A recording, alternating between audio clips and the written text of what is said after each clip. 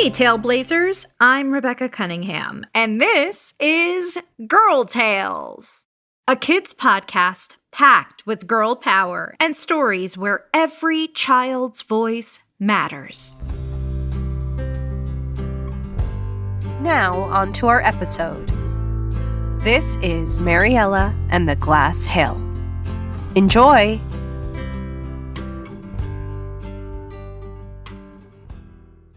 I'd like to tell you about a friend of mine. Her name was Maryella, and she lived here in Freshwater, long ago, back when it was still called Akva Nova. She and I never met, but her active strength and generosity makes her a legend and a dear friend to all in Freshwater. Maryella and her father lived on a large meadow, and the summer solstice, the most magical time of year, was upon them. For generations, Maryella's family grew the tallest grass in all of Akva Nova, which they would turn into the finest hay. But for the last 2 years, their grass mysteriously disappeared in the night before the summer solstice, preventing them from selling any hay. "Alas and alack," Maryella's father cried. "Despite my attempt to catch our mysterious grass bandits, I haven't been able to stop them." 1 year prior, Father decided that he would hide out in the barn to see if he could catch the grass bandits in the act. But that night, the ground rumbled so roughly beneath him that the barn shook wildly. It was so scary Father couldn't handle it. He ran right into the house and didn't catch the bandits. And that brings us to the present moment. If our grass disappears again tonight, we will have to sell our home. "I can catch the bandits, Father," Maryella chimed in. "My sweet Maryella, no," Father said, patting Maryella's head. "You just be good and stay by the fireplace, my sweet little cinder girl." You see, Maryella had an illness, which made her very sleepy and gave her aches and pains all over her body. To feel better, she would spend all day beside the fireplace because the warmth soothed her pain and kept her warm while she napped. It was the same illness her mother had, and they missed her dearly. "Goddess rest your mother's soul. I saw how much pain she was in every day, and I don't want you to hurt yourself too, Maryella." Though his intentions were good, Maryella often felt babied by her father. All Maryella wanted in the world was to prove that she, too, was a capable person, despite the health setbacks life dealt her. "Just focus on the lovely dress you've been making. That's a nice, safe activity." Maryella had been making a dress to wear to the solstice celebration. Since she sat by the fireplace all day, she lined the entire outside of the dress with little balls of coal. "If those bandits steal our grass again tonight, we will lose everything," Father continued. "That is, unless I win the Glass Hill competition." Every year at the solstice, the mayor held a competition. Whoever climbs to the top of the glass hill at the center of town will win enough gold to last a lifetime.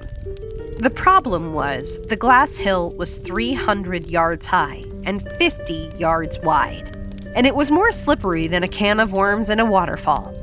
Maryella knew that Father wouldn't be able to win, as no one had ever been able to climb the hill in all of Akva Nova's history. "If I can't win that Glass Hill competition, then a summer solstice miracle is our only hope to save our home." Maryella saw how sad her father was. She knew she had to help. "I'll finish my dress tonight," Maryella thought, "in the barn while I wait to capture the bandits."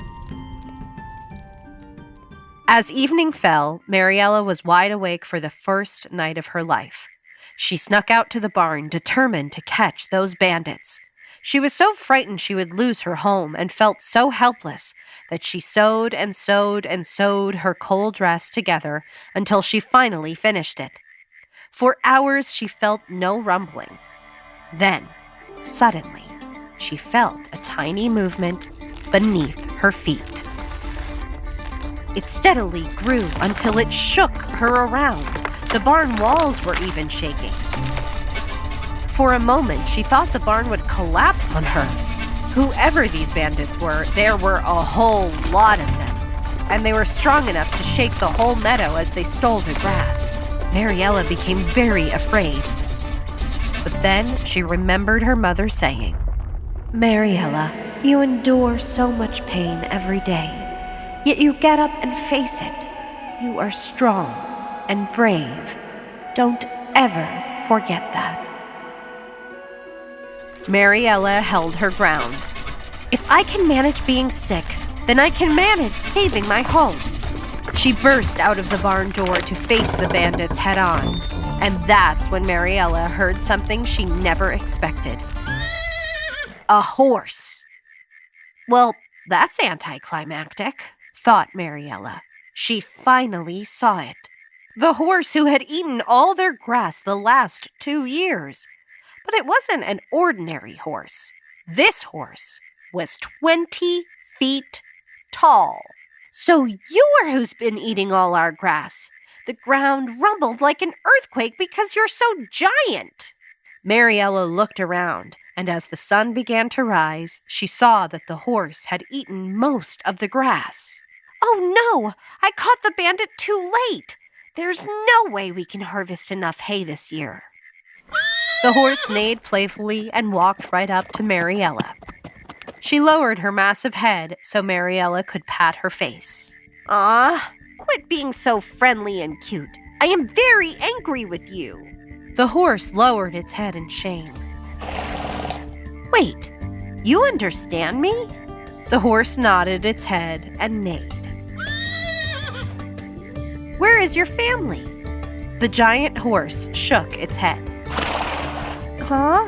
You don't have a family, do you?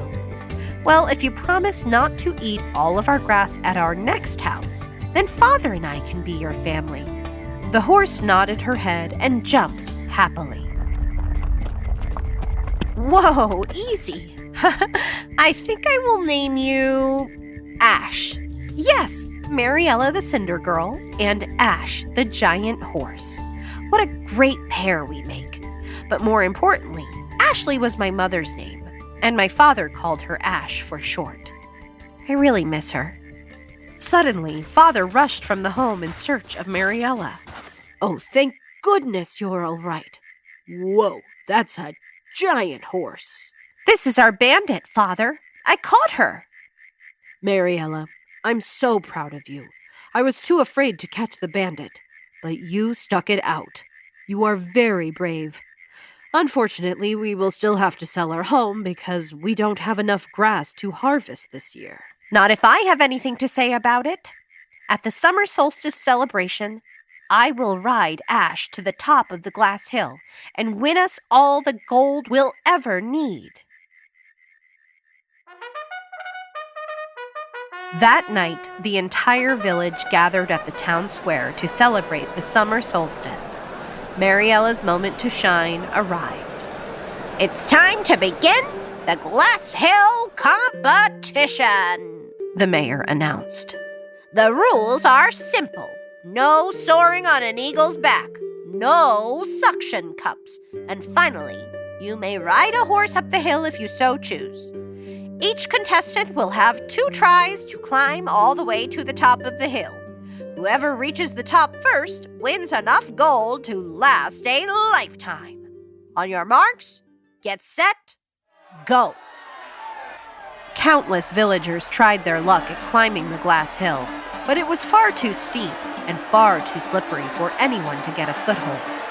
Even people on horseback could barely climb more than 2 yards up the side. Pretty soon, the crowd of hopefuls started to thin out. That's when Maryella made her way to the hill, wearing her extravagant coal dress. She whistled. A rumbling was felt in the square. People started panicking. The rumbling got closer and shook everybody around. It was Ash, the giant horse. "Mayor, I would like to enter this competition and ride my trusty steed to the top." "Yowzers!" exclaimed the mayor. "I've never seen a horse so big, but there's no rule against giant horses, so permission granted." "I've changed my mind, Maryella," Father insisted. "It's too dangerous to let you climb the glass hill. I barely made it 2 steps up myself. Father, I need you to believe in me. Ash and I can do it. With that, Maryella hopped onto the giant horse's back. She steered Ash around and got a galloping head start. Ash leapt into the air, and when her hooves crashed into the glass, they caught a foothold. Ash was able to climb. The crowd cheered. They never saw anyone get a foothold in all of their lives. Way to go, Ash! Now keep climbing, girl. Ash huffed and puffed and made it halfway up the glass hill, but soon she tired out and had to run back down. Maryella, you failed your first attempt. You have 1 try left. Actually, Mayor, Maryella is far too fragile to try again. We'll be leaving now. I'm just keeping you safe. That hill is way too steep. You never believed in me my whole life. Do you realize how much that hurts? I wish you would just listen to me. Maryella steered Ash back for another galloping start. Maryella, wait. I'm sorry. Maryella stood on Ash's back, and just as Ash made one last jump halfway up the hill, Maryella leapt off her back to try to get closer to the top. The entire crowd held their breath as Maryella went soaring through the air. She was certainly more than halfway up the hill, but she felt her momentum slowing. Soon she would crash into the glass hill and come sliding down, having failed at saving her home. But suddenly, a bright light formed on Maryella's dress. Just a twinkle, and then more started sprouting all over her dress's long trail until the entire dress was sparkling brilliantly. Huh? Maryella wondered. My dress! It's changing! Now, diamonds are not made from coal. Not really. But the summer solstice is a magical time. With all the pressure Maryella faced with the duty to save her home, combined with her hope that one day she would finally prove herself, all the pressure throughout her life transformed her beautiful dress of coal into an extravagant dress of diamonds. Holy moly! It's a summer solstice miracle! As Maryella prepared to smack right into the side of the glass hill and slide to the ground, instead, something curious happened. The diamonds stuck right into the side of the glass. She wasn't falling at all. I'm saved! Yowzers! Exclaimed the mayor. Those tiny diamonds are digging into the glass like suction cups. But they technically aren't suction cups. So, permission granted. Now I can climb the rest of the way up. Maryella dug one arm into the glass, then one leg, then her other arm and her other leg. She climbed and climbed her way up, despite how achy her body became. Just a little further. She grew very, very sleepy, but she knew she had to go on. Almost there. She only had a few more yards to go, until finally she threw one arm over the top of the hill. The crowd became silent. Would she really do it? Would Maryella be the first person to ever climb Glass Hill? Maryella rested her head on the top of the hill and paused. She could hardly lift her other arm. She was so close, but so tired. The glass is cold and is making it hard to carry on. Maybe Father was right. Maybe I wasn't cut out for this. But then she remembered her meadow. She remembered her father selling big stacks of hay to all the villagers, with the happiest smile on his face. And she remembered her mother sitting next to her by the fireplace and whispering in her ear that anything was possible. Maryella lifted her head and threw her other arm over the top of the hill. She pulled up her 2 legs behind her and stood triumphantly at the top. Maryella has done it! She has won the Glass Hill competition! Proclaimed the mayor. Maryella and Father cried happy tears. Wait, how am I getting down? As if on cue, Ash the giant horse jumped up in glee and shook the whole village around.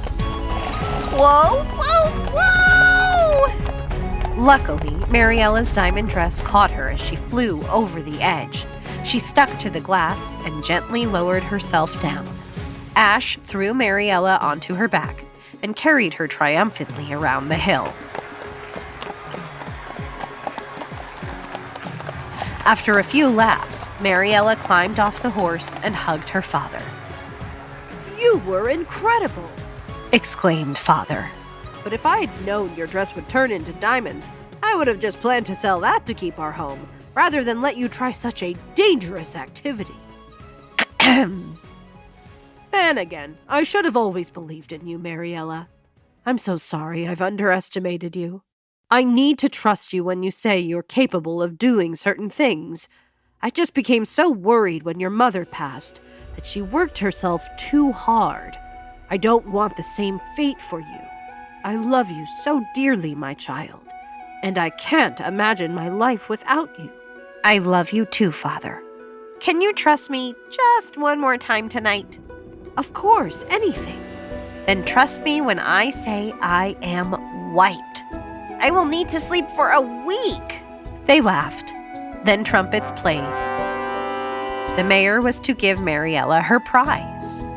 In over 200 years, no one has been able to climb to the top of Glass Hill. It takes great courage, resolve, and above all, strength. Congratulations to Maryella. The villagers cheered. What are you going to do with all your gold, Maryella? Well, first I'm going to give my father the gold that can make up for all the grass we lost over the last 3 years. And since I have tamed the horse who ate all our grass, I don't think we'll need any more gold after that. Therefore, I am going to divide up the rest of the gold evenly between all the people of the village. After that night, Maryella slept for a week straight to make up for all the stress she put on her body. And at every summer solstice since, Akva Nova celebrated Mariella's courage, resolve, strength, and generosity. We still do till this day in Freshwater. We no longer have a glass hill at our town center, but we instead have a glass statue of Maryella, where we pay our respects and give our thanks for her generosity.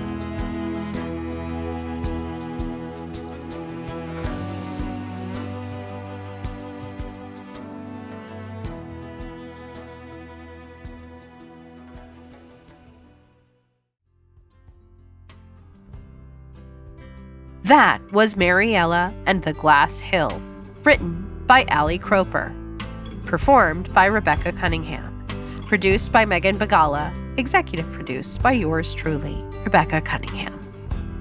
Girl Tales is a Cordelia Studios production. Grownups, you can get access to ad-free episodes of Girl Tales, as well as a range of other shows for the kids in your life by subscribing to Starglow Plus on Apple Podcasts. If you'd like to hear me narrate the original stories of Alice's Adventures in Wonderland, The Wonderful Wizard of Oz, or Rebecca of Sunnybrook Farm, head to patreon.com/girltales and join Team Sunnybrook or above. Don't forget to subscribe, rate, and review wherever you get your podcasts. And hey, if you loved this story, share it with a friend.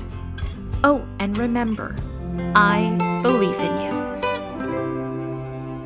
There's a hill and a road and a path where I know you must go. Through the sun, wind, rain, or snow. But wherever you venture, you can always come home. 'Cause I trust your heart, I trust my heart, and I trust your mind, I trust my mind, and I trust the friends, I trust the friends I know you will find o'er the hill and on the road. So off you go, and remember, I believe.